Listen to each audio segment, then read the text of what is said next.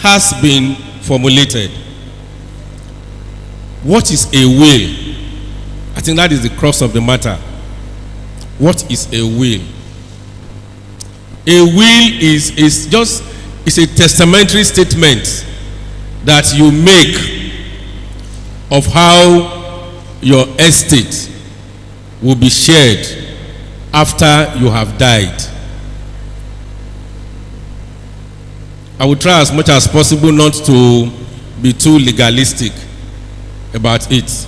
It is just a statement that you make. I, Clement Sheweje, when I die, my house in so and so, give to this, do to that, do this, do that. And in any case, when we talk about death, there's nobody that will not die. It is a debt that we all owe. At one time or the other, we will transit from this world to eternal glory. And I pray when we do transit, that rest in peace that they always say will be our portion in Jesus' name. We will not rest in pieces. Because to rest in pieces will mean that when you would have gone, your children or family will be fighting over your estate. Some will even wish that you were not their father or parent because you have not done what you should have done in your lifetime. So, telling you to write a will is not to wish you an early death, but it is just to wish you that you put your house in order.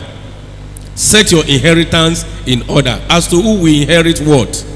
Who will take this, who will take that. Do it while you are still living, so that you will not cause problem for your children, for the family, and for everybody. What are the characteristics that you will find when you are trying to write a will? If you walk up to a lawyer, for instance, and you want to tell him, barrister, I want to write a will, there are some features that the lawyer would tell you what it should be in your will. Number one, he will tell you whether you want to voluntarily do the will, because it has to be voluntary. You are the owner of your assets. You may decide to die intestate or not. So in trying to do your will, it has to be a voluntary act from you. Nobody is forcing you whether you are going to write a will or not. And also in approaching the lawyer to do you a will, it must be done according to law. It is not by your own wish. It must be done according to law. And as at the time you want to do your will, there is no undue influence. Nobody is influencing you. But I will assume that after this lecture today, you probably will be influenced to want to write a will, so that you will put your inheritance in order, so that your inheritance will not fall into wrong hands. If you go to a place called Ebutemeta in Lagos, particularly the Alagomeji area of Lagos, if you were there 5 years ago and you go there today, what you will meet in Alagomeji are developed houses. Alagomeji and its environs used to be the GRA of the old Lagos, where the white people settled with a mixture of black people, those of them that could not find themselves in Ikoyi then. But what you have found today is because the fathers who own those houses, either by omission or error, did not develop their estate properly. And what you now find is that one or two survivors who were able to grab those houses have now sold everything out. I pray it will not be our portion in Jesus' name. They have sold everything out to developers. And what you have now found in that area, you have now found 4-story, 3-story buildings springing up. And by the old Lagos State planning laws, what you were supposed to have in those houses were bungalow houses. They're just bungalow houses. But as at today, go to that part of Lagos today, what you have there are 2-story buildings, 3-story buildings that are there. And those buildings don't belong to the original owners. They've been bought over. In writing your will, you should have the mental capacity. Mental capacity in that you can still remember the houses that you have, the cash you have in bank, the shares that you have in various companies, the land that you have built or you have not built, where you bought them, and whom you want to also give them to. That's the mental capacity. You are able to remember that, oh, I have this, I have that, I have these shares, I have this car, and I want to give it to this person, I have to give it to that person. That is a feature of what you have in your will.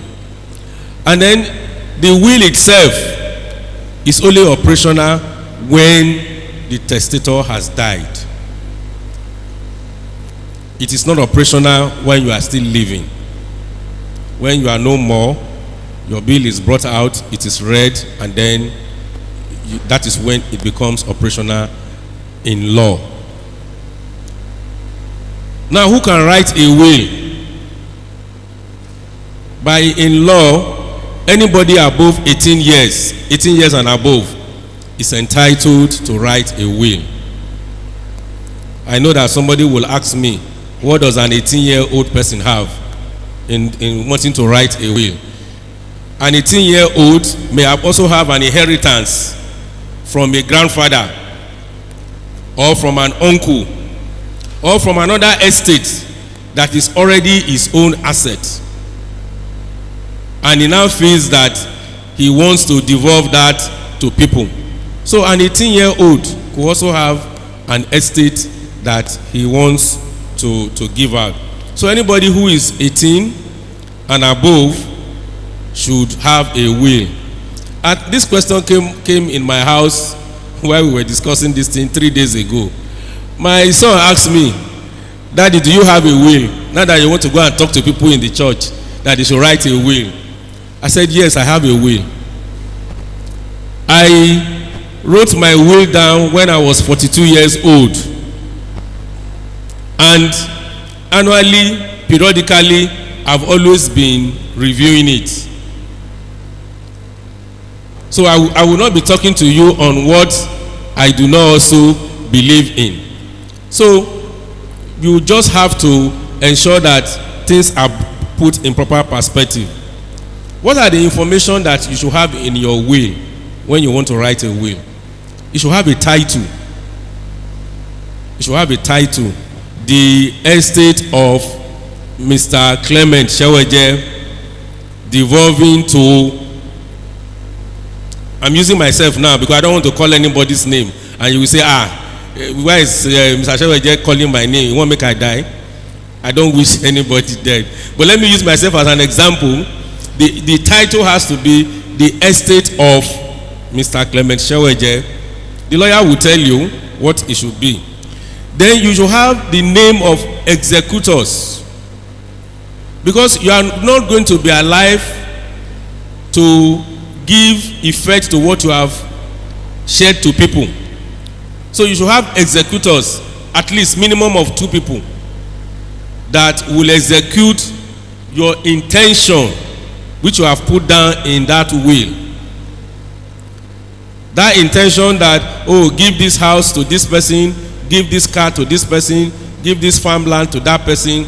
You should have at least minimum of 2 executors that will execute it, that will ensure that your intentions are, implemented. I talked about who can write a will a while ago, and he said anybody from 18. If you are giving a minor, you are giving to a 17-year and 364 days old person, is still a minor by our law, as long as it is not yet 18. Then you must appoint a guardian in the will Oh, I'm giving my house in number 32 Ikota Street, Lagos, to Mr. XYZ, who is 14-year-old. Then you now appoint a guardian that will oversee that asset. You must name that person in the will. Otherwise, that will be voided when it gets to court. So it is not sufficient that, oh, you want to give property to people. After all, they say we take that minor as to what he or she will do with the asset. Now, in writing your will, sit down and call a lawyer and say, I want to write a will. And then he's asking you, what do you want to give? Oh, I have, no. You have to organize, you that wants to write the will, you have to organize your assets, where they are located, proper addresses. If there are shares, you bring them out, you list the names of the companies. If you are going to give a vehicle out, the plate, the car number and the details have to be there. So you have to organize your asset in such a way that it will be easy to devolve. It is not that when you then come and then, oh, when you would have had your draft, I have another one in Ibadan. You should organize your assets in such a way that it will be easy for whoever is going to prepare your will to be able to distribute your asset equitably. Now, in talking about assets and distributing equitably, the lawyers here will bear testimony to this. The lawyers would advise you, because you may have assets here and there, and naturally there are some children that you like above others, you like more than others. It is natural that you want to give more to one child above the other, but that could be perilous to your estate if you do not do it properly. I give you two examples because it is a decided case. I could quote their names. The late Israel Adebayo. If you hear Israel Adebayo, if you hear stationery stores, that is Israel Adebayo. That Baba was very rich, and number 14, Rotimi Street in Yaba, he had about 14 houses on that street. When he was of age, he married a younger lady that was staying, that took care of him till he died. When he wrote his will, 11 of the 14 houses on that street, they were willed to one wife, that young woman that was not taking care of him in his old age. You know, when it comes to assets, when it comes to money, that's when you know that they say blood is thicker than water. That's when you know that money is thicker than blood. How rich, how influential, I'm sure you also hear of Tilewa Adebayo. Tilewa Adebayo is a renowned Nigerian economist. He advises federal government on very economic issues. He went to court, and his other siblings, that as at the time their father was writing that will, he had no mental capacity to write the will. And that's why he could will 11 houses out of 14 to one person. So they went to court to challenge that will in court. And it got to Supreme Court, and they actually gave judgment in favor of them that their father had no, because again, it was proven that before their father died, was already suffering of, Down syndrome. And they won that case. And the estate now has to be redistributed. Also, if you are, this is an advice, if you are a second wife, by law, you are not the legitimate wife that has been married in the house. You have to be diplomatic to want to claim the estate of the husband. Late Rotimi Williams, SAN, renowned lawyer, very rich, very sound in the law. devolve his estate. He also gave part of the estate to a junior wife. The son, who is also an SAN, went to court to challenge that will. That case is still in court. That their father had no right legitimately to have devolved that estate to the younger wife, because that woman is not a legitimate wife in the home. So the advice I will give is that if you assume that position, then you must ensure that that first marriage is actually devolved or divorced out of court, so that you become the legitimate person. But if it is not, then you have to be wise. You do not have enforcement right, as the case will be. This is just an advice.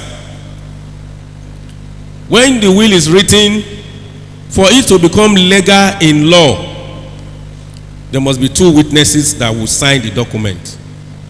And the two witnesses must sign at the same time, not at separate times. Not that, the two witnesses that will sign the will is Mr. Sheweje and Clement Sheweje, but Mr. Sheweje signs on Sunday.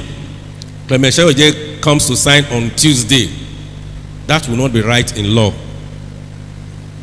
The two people that must witness your will, the two of them must be seated. They must sign at the same time, one after the other, before you would say that you have a will that meets the requirement of the law. And when you have finally signed your will, you then know that it has to be stored in a place where it cannot be destroyed, because it will only take effect after when you have died. That is when it can take effect. As a result of that, you either store it, either you keep it with your bank. If you trust your lawyer, your lawyers can keep it for you in a safe, or you can look for professional service company, Montgomery Vault in Lagos. That's what they do. You can take the will to them and they can store it for you. You can also store your will in the probate registry department of the various, where you can take the will to where it can be stored for you. What can a testator give? What can you give when you are writing your will? You can give houses. You can give cash. You can give shares, stocks. You can give undeveloped properties. You have land that you bought has not been developed. You have houses on other areas. You have millions in your bank account. You can will it out. As at the day when you die, the residue, the balance in that account should be given to my last child, whose name is ABCD. You can quote the account number and what is going to be in that account. So what it means is that when you finally die, somebody can just go to the bank, they look at the balance, that will become what that child will get. You can give houses, you can give cars. If you are sufficiently blessed, you ride in limousines and you have all kinds of cars parked in your garage, so that when you die they don't rot away. Will them out to beneficiaries. Those are the things that you can give out in terms of what you can give. In terms, who are the people that can benefit from your estate? Who are those that can benefit from your estate?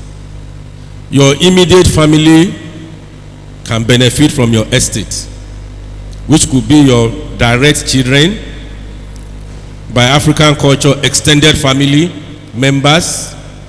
They can benefit from the estate. You can will your estate to churches, societies, and charity homes. I'm sure that we have listened to our vicar here that in one of his former church, a house was willed, the rents from that house to be the rent should be collected to give students scholarship who are in school. So you can will to churches, you can will to charity homes, you can will to members of your family, you can also will to your children. More importantly, in willing, you can also have a residual clause. Residual clause will therefore mean if this society cease to exist,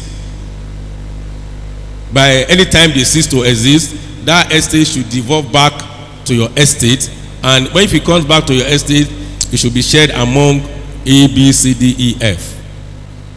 It could be a residual clause to say that this house that I'm giving for scholarship, when they have finished training all the children, they should sell the house and the proceeds to be given to a charity home. If that is your wish, it will always, be what it should be. But essentially, you should have a will. You should also ensure that your will is done in such a way that it does not create confusion and issues when you have gone. Arising from recent developments, which out of court cases, out of experience, and what has happened, we have some tribes in Nigeria that have said that female children cannot get inheritance from their father's estate. I am sure that I don't want to be prejudiced about this. People from the Igbo land are southeasterners.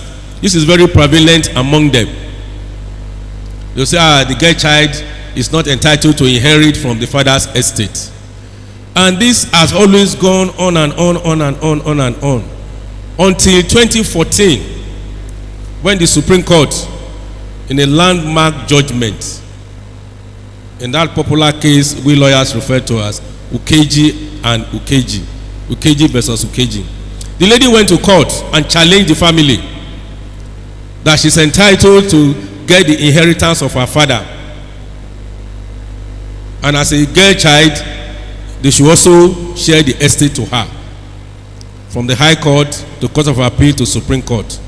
And in 2014, the justices of the Supreme Court also relied on the provisions of the 1999 Constitution, Section 17, 1A and B, Section 41, and Section 43 of the 1999 Constitution as amended, provides for equality of rights